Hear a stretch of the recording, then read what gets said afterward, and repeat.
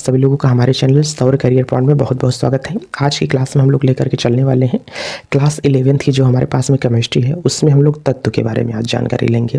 जो बच्चे पिछली क्लास को नहीं देखे हैं, जा करके पहले उसे देखें, तब ये वाली क्लास जा करके समझ में आएगी। कुछ बच्चों का प्री बोर्ड का एग्ज़ाम भी होने वाला है, लेकिन ये जो हमारा बैच चल रहा है नीट की तैयारी के लिए चल रहा है, ठीक है। तो नीट यदि आप लोग देना चाहते हैं तो उसके लिए ये बैचेस बहुत ज़्यादा आपके लिए ज़रूरी हैं। सभी केमिस्ट्री को अच्छे तरीके से हम लोग लेवल पर लेकर के चलेंगे। तो तत्व के बारे में सबसे पहले हम लोग जानकारी लेते हैं कि तत्व एक्चुअली में होता क्या है।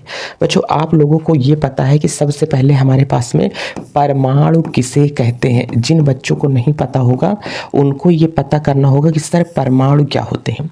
अच्छा, अगर परमाणु को हम लोग जोड़ते हुए चले जाते हैं तो परमाणु की सबसे छोटी इकाई की अगर हम लोगों से बात करता है तो ये हमारे पास में क्या होते हैं। जैसे मैंने आप लोगों से कहा, सबसे पहले बच्चों आप लोगों को पता है कि हमारे पास में कोई एक प्रकार का क्या होता है, पदार्थ होता है। ध्यान से समझना, कोई एक प्रकार का पदार्थ होगा। जैसे मैंने इस मार्कर को कहा तो ये मार्कर क्या है, प्लास्टिक का है। अब बताओ ये मार्कर प्लास्टिक का है, इसे मैं जला दूंगा राख में तो राख हो जाएगा। जलने के बाद में ये प्लास्टिक क्या बचेगी, राख बचेगी। राख को जब देखेंगे तो वो छोटे छोटे कणों के रूप में मिल जाएगी। इसका मतलब दुनिया की समस्त वस्तुएं केवल एक चीज़ों से मिलकर के बनी है, जिसे हम लोग क्या कहते हैं, परमाणु कहते हैं। ये बातें मैंने बताया था। अब हमने कहा कि परमाणु किससे मिलकर के बना होगा। ध्यान से समझना, अगर कभी आप लोगों से बात करेगा कि भाई साहब परमाणु किसे कहते हैं, तो दुनिया के सबसे छोटे कण को ही हम लोग बच्चों क्या कहते हैं, परमाणु कहते हैं। अगर मैं इस परमाणु को और ज़्यादा ब्रेक कर देता हूँ, इसे मैं और ज़्यादा तोड़ देता हूँ, तो ये निकल करके आता है प्रोटॉन, इलेक्ट्रॉन और किस में चला जाएगा, न्यूट्रॉन में। ये क्या होते हैं, टूट जाते हैं। तो परमाणु को तोड़ने के बाद में क्या निकलेगा, प्रोटॉन, इलेक्ट्रॉन और क्या निकला, न्यूट्रॉन निकल के चला आता है। अगर बहुत सारे परमाणु को हम लोग जोड़ देते हैं तो हमारे पास में क्या बनेगा, परमाणुओं के समूह को हम लोग हमेशा बच्चों क्या कहते हैं, तत्व कहा जाता है। तो बहुत सारे परमाणु को जब एक ही प्रकार के परमाणुओं को बहुत ज़्यादा जोड़ दिया जाए तब उसे हम लोग क्या कहते हैं, तत्व कहते हैं। जब बहुत सारे तत्वों को आपस में मिला दिया जाए, दो या दो से अधिक तत्वों को आपस में मिला दिया जाए, तो हमारे पास में जो बनता है उसे हम लोग जा करके क्या कहते हैं कि ये हमारे पास में क्या कहलाएगा, यौगिक कहलाता है। इसका मतलब आप समझना, जैसे हमने कहा कि परमाणु बहुत छोटे छोटे होते हैं। सबसे पहले मैंने यहाँ से ये कह दिया कि भाई साहब ये हमारे पास में क्या होगा, प्रोटॉन होगा। ये हमारे पास में क्या होते हैं, इलेक्ट्रॉन होते हैं। और इसी को हमने यहाँ से कह दिया कि ये हमारे पास में क्या होगा, न्यूट्रॉन होता है। तो इसका मतलब ये जो आप लोगों को प्रोटॉन, इलेक्ट्रॉन और यहाँ से जो न्यूट्रॉन ये दिखाई दे रहा है, इसी को तो आप लोग कहते हो कि ये प्रोटॉन होगा, इलेक्ट्रॉन होगा और क्या होगा, न्यूट्रॉन होगा। प्रोटॉन, इलेक्ट्रॉन, न्यूट्रॉन को जब हम लोग क्या करते हैं, मिला देते हैं, तो ये प्रोटॉन, इलेक्ट्रॉन, न्यूट्रॉन को मिला देंगे तो एक प्रकार का हमारे पास में जो जाएगा उसे हम लोग कहते हैं कि भाई साहब इसे हम लोग क्या कह देंगे कि तत्व कह दिया जाता है। अब बताओ, जब इस प्रोटॉन, इलेक्ट्रॉन और न्यूट्रॉन को, ध्यान से समझना, प्रोटॉन, इलेक्ट्रॉन और न्यूट्रॉन को जब बहुत सारी संख्या में एक साथ में हम लोग रख देंगे तब इसे हम लोग क्या कहेंगे कि ये हमारे पास में क्या कहलाता है, एक परमाणु बन जाता है। अब ये जो परमाणु है इसका मतलब बहुत सारा परमाणु है, ये परमाणु होगा। अब बहुत सारे परमाणुओं को अगर हम लोग मिला देते हैं तो ये जो हमारे पास में एक परमाणु दिखाई दे रहा है ये बहुत सारा परमाणु होगा। बहुत सारे परमाणुओं के समूह को हम लोग क्या कहते हैं, एक अणु कहा जाता है। बच्चों ध्यान से समझना कि बहुत सारे परमाणुओं के समूह को हम लोग हमेशा क्या बोलते हैं, अणु कहते हैं। ये ध्यान से समझ करके चलो कि अब देखो इन सभी को मैंने फिर से मिला दिया। अब ये देखो इसमें बहुत सारे तुमको परमाणु दिखाई दे रहे हैं, तो बहुत सारे परमाणुओं का जो समूह यहाँ पर दिखाई देगा ये तुमको क्या कहलाएगा कि साहब ये हमारे पास में क्या है, अणु कहलाए। अब ये जो आपके पास में था इसे आप लोगों ने क्या कहा, इसे आप लोगों ने ये कहा कि साहब ये हमारे पास में क्या होगा, परमाणु होता है। ये ध्यान से देख करके चलो कि इसे आप लोग क्या कहोगे, ये तो हमारे पास में भाई साहब क्या है, परमाणु है। ध्यान से देख पा रहे हो कि नहीं आप लोग, देखो। और ये जो हमारे पास में था इसे हम लोग क्या कहते हैं कि भाई साहब ये तो है प्रोटॉन, इलेक्ट्रॉन और क्या कहलाया, न्यूट्रॉन। कर देखो इतना ज़्यादा छोटा होता है proton, electron, neutron. Proton, electron neutron के समूह को हमने क्या कहा, परमाणु। अब बहुत सारे परमाणुओं को हमने जब मिला दिया तब इसे आप लोगों ने क्या नाम दिया, तब इसे आप लोगों ने बच्चों नाम दिया कि ये सर हमारे पास में क्या कहलाया, तत्व कहलाया है। तो इसका मतलब ध्यान से देख करके चलना, जो तत्व होता है, जैसे हमने कहा कि तत्व होते हैं तो हमारे पास में इसी तत्व के बारे में हमको जानकारी लेना है। तत्व किससे मिलकर के बना होता है, करेंगे सर परमाणुओं से मिलकर के बना होता है। बहुत सारे परमाणुओं को मिला देते हैं तब जाकर के क्या बनता है, तत्व बनता है। जैसे हमने कहा इसका मतलब ये किससे मिलकर बना है, तत्व से मिलकर के बना है। इसके अंदर एक प्रकार का प्लास्टिक लगा है तो वो एक अलग प्रकार का तत्व है। हमने कहा एक रबड़ की गेंद है तो वो किससे मिलकर बनी है, अलग प्रकार के तत्व से मिलकर के बनी है। हमने कहा कागज का मैंने जिक्र किया तो कागज एक अलग प्रकार के तत्व से मिलकर बना है। तो दुनिया की समस्त चीजें अलग अलग तत्वों से मिलकर के बनी है या तो अलग अलग यौगिक से मिलकर के बनी है। ये तत्व दुनिया में हमारे पास में टोटल कितने तत्व हैं, अगर कोई आपसे इसकी बात करेगा कि टोटल तत्वों की संख्या हमारे पास में कितनी है, तो बच्चों आपको पता है कि टोटल तत्वों की संख्या कितनी है, 118 हमारे पास में तत्व पाए जाते हैं। ठीक है, अब देखो 118 हमारे पास में तत्व पाए जाते हैं, लेकिन अब बताओ जो 118 तत्व हैं, ऐसा भी माना जाता है कि आने वाले समय में 121 तत्व हमारे पास में खोजे जा चुके हैं। लेकिन अगर मैं जानकारी के बेसिस पे बताता हूं कि जो आप लोग आवर्त सारणी देखते हुए चलते हो, इसी आवर्त सारणी का आप लोग जिक्र करो। हमने कहा कि टोटल इसमें कितने तत्व हैं, 118 तत्व है। जैसे हाइड्रोजन एक अलग प्रकार का बच्चों इसमें क्या होगा, तत्व होगा। Hydrogen, lithium, sodium, potassium, rubidium, caesium, francium, ये अलग अलग प्रकार के क्या होते हैं, तत्व होते हैं। तो ऐसे करके ये सभी प्रकार के क्या हैं, तत्व हैं। हमने कहा हाइड्रोजन नाम का जो तत्व है ये छोटे छोटे हाइड्रोजन के परमाणुओं से मिलकर के बना होगा। इसमें कोई और प्रकार का परमाणु नहीं आया, केवल किसके परमाणु है, हाइड्रोजन के परमाणु है। हमने कहा बेरिलियम जो हमारे पास में है, इसमें केवल बेरिलियम के छोटे छोटे परमाणु मिलकर के बने हुए हैं और कोई दूसरा परमाणु इसके अंदर नहीं आया है। अब यहाँ से मैंने कहा बोरान, मैं नियान को मान लेता हूँ। नियान में केवल छोटे छोटे जो परमाणु है वो केवल किसके हैं, नियान के ही परमाणु है और कोई इसके अंदर मिलकर के नहीं बना है। तो जो तत्व होता है वो शुद्ध होता है कि अशुद्ध होता है। हमने कहा जो हमारे पास में तत्व होते हैं वो हमेशा कैसे होते हैं, शुद्ध होते हैं, तत्व अशुद्ध नहीं होता है। अगर मैं नियान के अंदर आर्गन के कुछ परमाणु डाल देता तब मैं कहता कि देखो नियान के अंदर किसके परमाणु हैं, आर्गन के परमाणु हैं, इसलिए नियान अशुद्ध है। तो तत्व में हमेशा एक ही प्रकार का परमाणु होता है। तत्व किसे कहते हैं, एक ही प्रकार के परमाणुओं से मिल करके जो बनता है उसे हम लोग क्या कहते हैं, तत्व कहा जाता है। हमारे पास में तत्वों की टोटल संख्या कितनी है, तत्वों की जो टोटल संख्या है वो आपके पास में 118 तत्व पाए जाते हैं। कितने पाए जाते हैं, 118 तत्व पाए जाते हैं। अब इसी पीरियोडिक टेबल को अगर आप लोग ध्यान से देखो तो इसको अगर हम लोग काउंट करेंगे तो टोटल कितने हमारे पास में तत्व हैं, 118 तत्व बच्चों पाए जाते हैं। यहाँ ध्यान से देख करके चलना कि लास्ट वाला तत्व हमारे पास में कौन है, 118 तत्व हमारे पास में पाए गए हैं। ठीक है, अब ये 118 तत्व जो हैं ये हमारे पास में इनका नामकरण कैसे किया जाता है। आने वाली केमिस्ट्री में हम लोग सीखेंगे कि भाई हाइड्रोजन का नाम हाइड्रोजन क्यों दे दिया गया, हीलियम का नाम हीलियम क्यों दे दिया गया, क्या इसका रीजन था कि हीलियम का नाम हीलियम दे दिया जाता है। हमने कहा कोई बच्चा होता है, पैदा होता है तो उसका जो नाम दिया जाता है कुछ ना कुछ सोच करके दिया जाता है कि इसका ये नाम हम लोग रख देते हैं।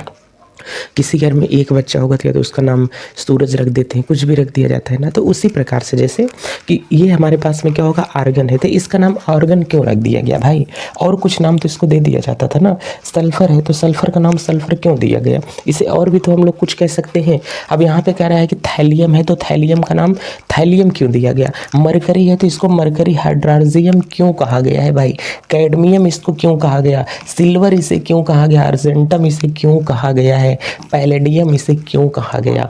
मेरा कहने का मतलब है जो तत्व हैं इनका नाम कब पड़ा और कैसे पड़ा इसकी भी जानकारी हम लोग लेंगे। लेकिन आज का जो मुद्दा है वो ये है कि तत्व किसे कहते हैं। तो एक ही प्रकार के परमाणुओं से बनी हुई यूनिट को हम लोग क्या कहते हैं, तत्व कहा जाता है। और तत्व हमेशा क्या होते हैं, शुद्ध होते हैं। क्यों, क्योंकि वो एक ही प्रकार के परमाणुओं से मिलकर के बने होते हैं। ठीक है, ये हमारे पास में क्या होगा, तत्व होगा।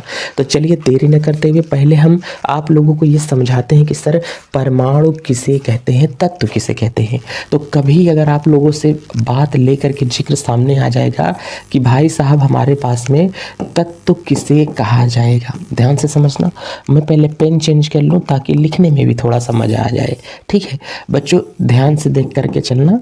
तत्व किसे कहते हैं, अब बताओ अगर कभी आप लोगों से कहा जाएगा कि भाई साहब हमारे पास में तत्व किसे कहते हैं, अब आप लोग अगर यहाँ से देख करके चलेंगे कि साहब हमारे पास में जो तत्व होगा वो यहाँ से क्या होगा, तो तत्व किसे कहते हैं, एक ही प्रकार के परमाणुओं से मिलकर के बनी हुई यूनिट को ही क्या कहते हैं, तत्व कहते हैं।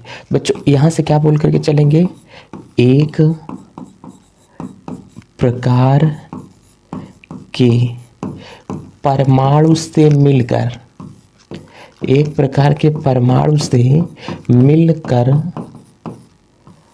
बनी यूनिट को, बनी इकाई को क्या कहा जाता है, तत्व कहा जाता है, तत्व कहा जाता है। चलिए एक बात तो हमको यहाँ से समझ में आ गई कि ये हमारे पास में बच्चों क्या है, तत्व की परिभाषा हो गई। अब अगर यहाँ से आप लोगों के सामने जिक्र कर लेगा कि साहब एक ही प्रकार के परमाणुओं से मिलकर के जो यूनिट हमारे पास में बन जाए उसे हम लोग क्या कहते हैं, तत्व कहा जाता है। तो हमने कहा कि तत्व शुद्ध होता है कि अशुद्ध होता है। पहली बात, कुछ पॉइंट आप लोगों को यहाँ से नोट करने वाली होगी, वो नोट करने वाले पॉइंट क्या होते हैं, तत्व हमेशा बच्चों कैसे होते हैं, शुद्ध होता है, एक नंबर ये बात रखना। और जो तत्व हमारे पास में बने होते हैं वो एक ही प्रकार के परमाणु से मिलकर के बना होता है, एक ही प्रकार के परमाणु से मिलकर के क्या होते हैं, वो बने होते हैं। चलिए ये भी हो गया। अब हमने कहा कि जो हमारे पास में क्या होगा, तत्व होते हैं, वो उनकी संख्या हमारे पास में टोटल कितनी है, 118 पाई जाती है। टोटल तत्वों की संख्या कितनी है, 118 हमारे पास में इन तत्वों की संख्या यहाँ से पाई गई है। इस बात को हम लोग नोट करके हमेशा चलेंगे कि हमारे पास में जो तत्वों की संख्या पाई गई है वो कितनी है, 118 तत्व पाए जाते हैं। चलिए ठीक है कि भाई साहब टोटल तत्वों की संख्या कितनी है, 118 तत्व पाए जाते हैं। अब बात ये आती है कि टोटल जो हमारे पास में तत्व हैं ये हैं कौन, जैसे हमने यहाँ से एग्जाम्पल के बेस पे लिया। अब बताइए अगर यहाँ पे आपको एग्जाम्पल अगर मैं यहाँ से दे देता हूँ कि सर एग्जाम्पल यहाँ से क्या होगा, जैसे हमने कहा कि यहाँ से आप लोगों ने देखा होगा हाइड्रोजन होगा, फिर यहाँ से हीलियम देखा होगा, आप लोगों ने बच्चों कभी न कभी देखा होगा सोडियम, आप लोगों ने ऐसे लिखा देखा होगा जिंक देखा होगा, कैल्शियम देखा होगा, स्टेनस देखा होगा, और आप लोगों ने कोबाल्ट देखा होगा, और आप लोगों ने मरकरी ऐसे लिखा हुआ देखा होगा। इस प्रकार से आप लोगों ने जो कुछ भी देखा है वो सब क्या कहलाते हैं, तत्व कहलाते हैं। चलिए एक बात तो यहाँ से आ गई तत्व की। अब हमने कहा कि जैसे अगर मैं यहाँ से देख लेता हूँ कि जो हमारे पास में तत्व हैं बच्चों, अगर यहाँ से मैंने जिक्र कर लिया कि भाई साहब हमारे पास में ये तत्व है, तो इस तत्व के बारे में और अगर गहरी आप जानकारी रखना चाहते हैं कि ये हमारे पास में तत्व हो गया, जैसे मैं हाइड्रोजन को उठाया हूँ तो हाइड्रोजन केवल अपने हाइड्रोजन के परमाणु से मिलकर के बना है, हाइड्रोजन को बनाने के लिए और कुछ नहीं आया है। तो हाइड्रोजन केवल एक ही प्रकार के परमाणु से मिलकर के बना होगा। जैसे मैंने यहाँ पे कहा कि ये हमारे पास में क्या है, हाइड्रोजन है, ये एक प्रकार का बच्चों हाइड्रोजन का, हमने कहा कि ये हमारे पास में हाइड्रोजन का परमाणु यहाँ से हमको दिखाई दे रहा है। चलिए अब ये जो हाइड्रोजन का परमाणु हमको यहाँ से दिखाई दिया, भाई साहब इसको समझना पहले कि ये हमारे पास में क्या है, हाइड्रोजन का परमाणु है, ठीक है। चलिए हैंग कर गया क्या। अब ये हमने कहा कि जो हाइड्रोजन का परमाणु हमारे पास में दिया है, ये हाइड्रोजन का परमाणु है। अब इसके अंदर अगर हम लोग यहाँ से देखना चाहते हैं कि अगर एक टाइप का ये हमारे पास में हाइड्रोजन केवल किससे मिलकर के बना है, वो हाइड्रोजन के छोटे छोटे परमाणुओं से मिलकर के बना है ना। अब हमने कहा कि ये देखो हाइड्रोजन के छोटे छोटे क्या हैं, परमाणु है, ये ध्यान से देखो। अब ये जो हाइड्रोजन के छोटे छोटे तुमको परमाणु दिखाई दे रहे हैं, ये केवल किससे मिलकर बना है, तो हाइड्रोजन केवल हाइड्रोजन के परमाणुओं से ही मिलकर बना है। अगर मैं इसके इसके अंदर और कुछ चीज़ डाल देता हूँ, तब तो आप लोग कहोगे कि नहीं भाई साहब, हाइड्रोजन जो हमारे पास में है वो एक प्रकार का अशुद्ध तत्व होगा। इससे आप लोग क्या आइडिया लगा सकते हो कि हाइड्रोजन केवल किससे, एक ही प्रकार के परमाणु से मिलकर बना है, वो भी अपने परमाणु से मिलकर बना है, इसलिए हाइड्रोजन एक प्रकार का शुद्ध तत्व होता है। चलिए एक बात मैं आप लोगों को यहाँ से और बताना चाहूँगा कि और हमारे पास में क्या चीज़ें आती हैं। तो जैसे मैंने यहाँ से ये तुमको कहा कि ध्यान से देखो, अब बच्चों अगर यहाँ से इसके बारे में हम लोग ना जानकारी लेकर के इसके बारे में थोड़ी सी हम लोग और जानकारी लेते हैं। हमने कहा कि दूसरा तत्व मैं यहाँ से ले लेता हूँ कि साहब सोडियम हमारे पास में क्या होगा। सोडियम आपके पास में क्या है, इसकी जानकारी अगर आप ले लेते हैं तो हमने कहा कि ये ध्यान से देखो, सोडियम का मैंने आपके सामने एक गोला बना दिया। अब सोडियम भी अपने ही तत्वों से मिल करके बना है। ध्यान से देखना, ये सोडियम का हमने कहा कि एक प्रकार का हमारे पास में क्या होगा, गोला होगा। अब ये जो सोडियम का हमारे पास में गोला यहाँ से है, ये जो हमको दिख रहा है, देखो ये केवल किससे मिलकर के बना है, कह रहे हैं कि साहब ये एक प्रकार के ही परमाणुओं से मिलकर के बना है। ध्यान से देख करके चलना, केवल सोडियम अपने सोडियम के परमाणुओं से मिलकर बना है।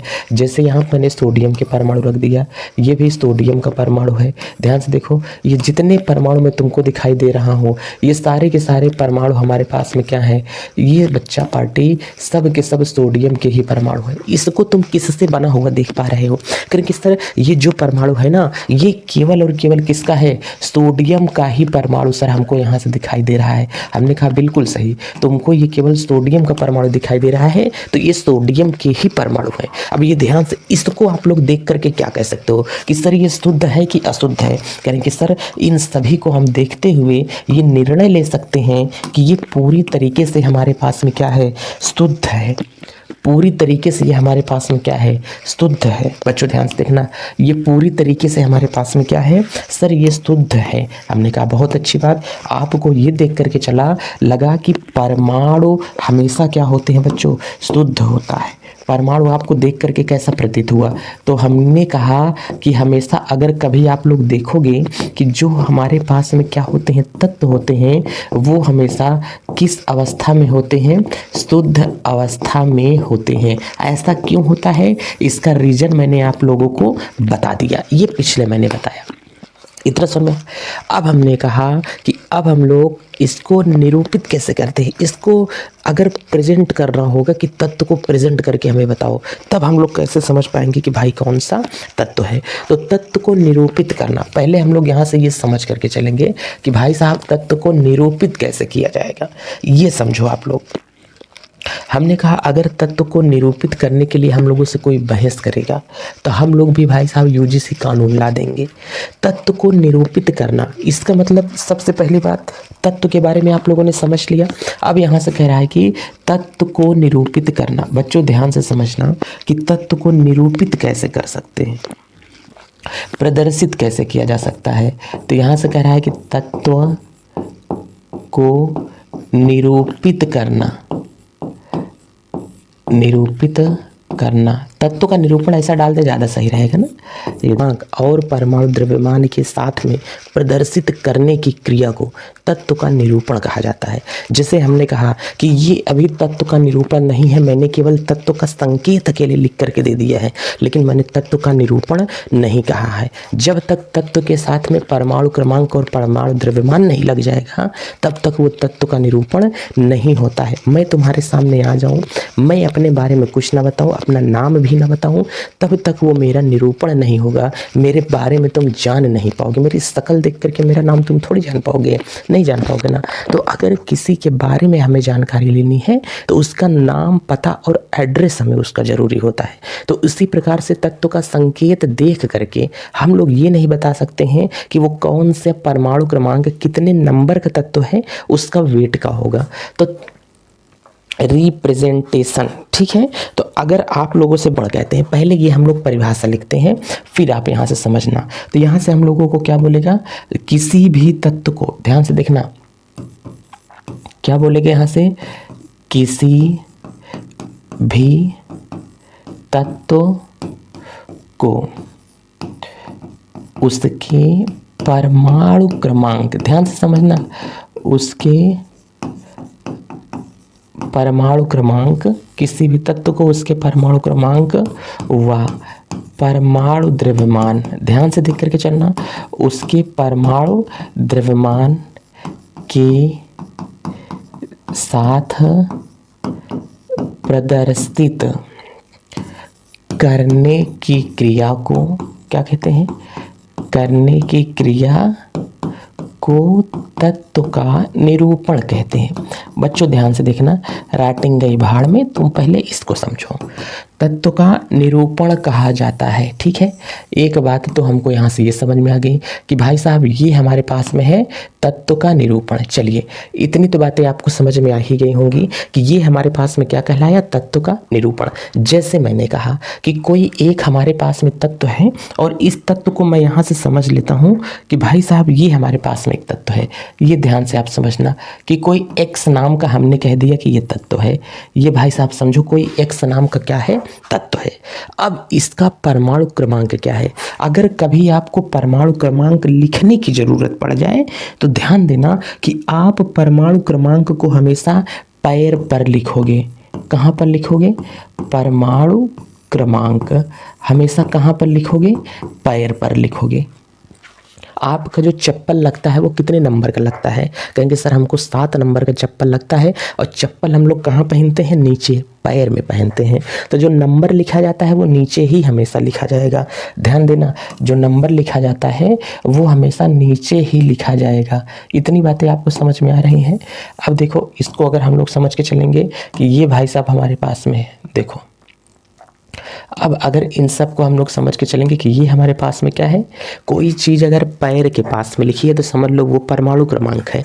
अगर कोई चीज़ सर पर लिखी है तो वो उसका परमाणु भार होता है। इसे हम लोग कहेंगे कि साहब ये हमारे पास में क्या होता है? परमाणु भार होगा। अगर कोई चीज़ का हमको वेट उठा करके सीधे हम कोई वजन चीज़ पाते हैं, हमको थोड़ी दूर ले जा करके रखना पड़ता है, तो वजन चीज़ को उठा के कहाँ पर रख लेते हैं? सर पे।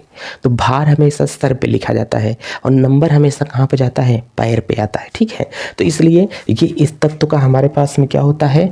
परमाणु क्रमांक, और क्या होगा इसका? परमाणु भार। किसी भी तत्व को इसी तरीके से हम लोग निरूपित करेंगे। भाई साहब इसको समझ करके चलना कि तत्व का जो निरूपण होता है वो हम लोग कैसे करते हैं। वो इस प्रकार से तत्व का निरूपण करते हैं। इतना समझ में आया आप लोगों को? चलिए साहब, ये तो हमारे पास में क्या हो गया? तत्व के निरूपण की बात आ गई भाई साहब, ठीक है। चलिए ये देख लीजिए, ये हमारे पास में क्या है? तत्व का निरूपण। तो इसका मतलब किसी भी तत्व का जो पैर के पास में लिखी हुई संख्या होती है वो ये बताती है कि आवर्त सारणी में कितने नंबर का तत्व है। कितने नंबर का तत्व है हमको इसमें से पता चल जाएगा। इसका द्रव्यमान कितना है ऊपर देखेंगे तब पता चलेगा कि इसका परमाणु द्रव्यमान कितना है। जैसे मैंने एग्जाम्पल यहाँ से देखता हूँ। अच्छा बच्चों, अगर एग्जाम्पल हमको यहाँ से समझाना पड़ गया कि सर एग्जाम्पल क्या होगा, हमने कहा कि अगर कहीं पर हाइड्रोजन लिखा है 1H1 अगर लिखा है तो ये नीचे जो लिखा है ये हाइड्रोजन का परमाणु क्रमांक होगा, ऊपर जो लिखा है वो हाइड्रोजन का परमाणु द्रव्यमान होता है। अगर मुझे कहीं पर लिखा हुआ मिल गया कि ये बताइए हमको अगर 11Na23 लिखा मिल गया तो नीचे जो लिखा है ये 11 नंबर पे तत्व कौन सा है? सोडियम है। उसका परमाणु द्रव्यमान कितना है? 23 है।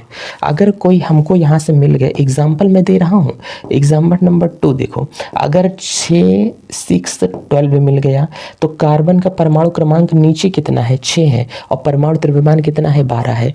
अब अगर आप लोग हमको यहाँ से बताना चाहोगे कि सर एक चीज़ और हम लोग दिखाते हैं, 17 यहाँ से क्लोरीन हो गया और 35 दशमलव कितना हो गया? 5। इसमें बताओ परमाणु द्रव्यमान कौन सा है? सर भार हमेशा कहाँ पे होता है? ऊपर होता है। तो भार हमने कहाँ पे लिख दिया है? ऊपर लिखा है। जो नीचे लिखा है वो सर वो क्या होता है? परमाणु क्रमांक होता है। इतनी बातें समझ में आ रही हैं कि नहीं?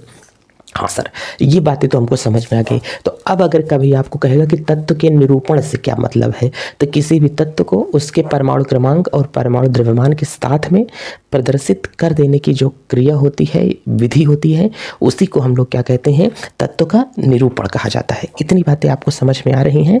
हाँ सर, इतनी बातें तो हमको समझ में आ गई। अब एक बात और समझ करके चलना क्या बता रहे हैं सर? हमने कहा जो बातें मैं आपको अब बताने जा रहा हूँ वो आपके लिए ज़्यादा कारनामे होंगी। जैसे मैंने कहा कि एक तत्व अगर मैं आप लोगों को बना देता हूँ कि सर कोई एक यहाँ से गोला मैंने ले लिया और इस गोले का नाम मैंने यहाँ से दे दिया कि परमाणु है।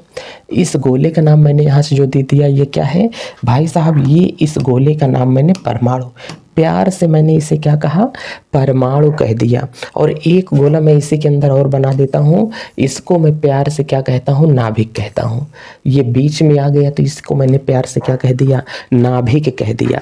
अब आप लोगों को पता है कि जो इलेक्ट्रॉन होता है वो कहाँ पर होता है सर? इलेक्ट्रॉन कहीं नहीं होता है सर, वो इलेक्ट्रॉन हमेशा कहाँ पर होता है, वो नाभिक के चारों ओर चक्कर लगाता है।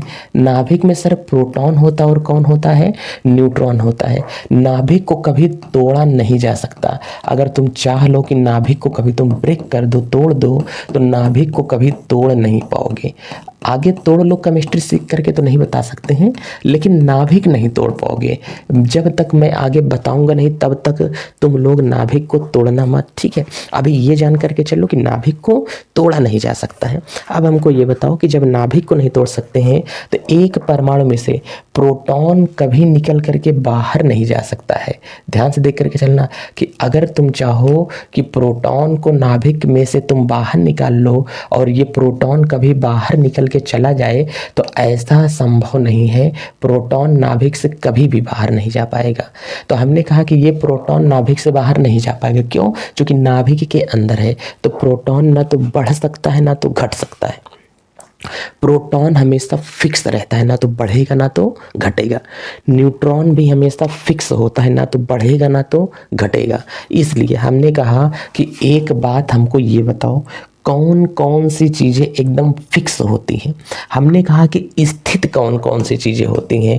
कह रहे हैं कि सर स्थित इसमें कौन कौन सी चीज़ें होती हैं? कह रहे हैं कि प्रोटॉन होगा और कौन सा होगा, न्यूट्रॉन। अस्थित कौन सी चीज़ें होती हैं? हमने कहा कि अस्थाई चीज़ें, ये लिख सकते हैं ना, स्थित वगैरह नहीं लिखते हैं।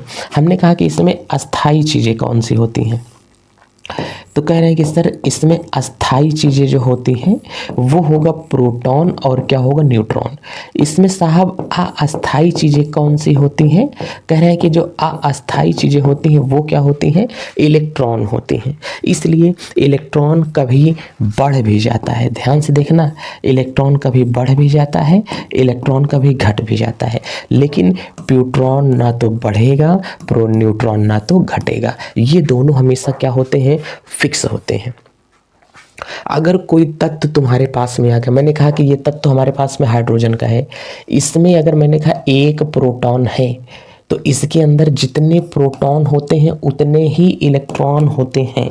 ये हमेशा याद कर लेना कि एक परमाणु के अंदर जितने प्रोटॉन होते हैं उतने ही इलेक्ट्रॉन भी होंगे। ये हमेशा फिक्स होता है, ठीक है? तो जितने प्रोटॉन है उतने ही क्या है, उसके अंदर इलेक्ट्रॉन भी है। अगर मैंने तुमको कह दिया एक तत्व में प्रोटॉन की संख्या, ध्यान से देखो, एक तत्व में प्रोटॉन की संख्या अगर मैंने कहा 14 है तो बताओ इलेक्ट्रॉन कितना होंगे सर? आंसर है इसका 14।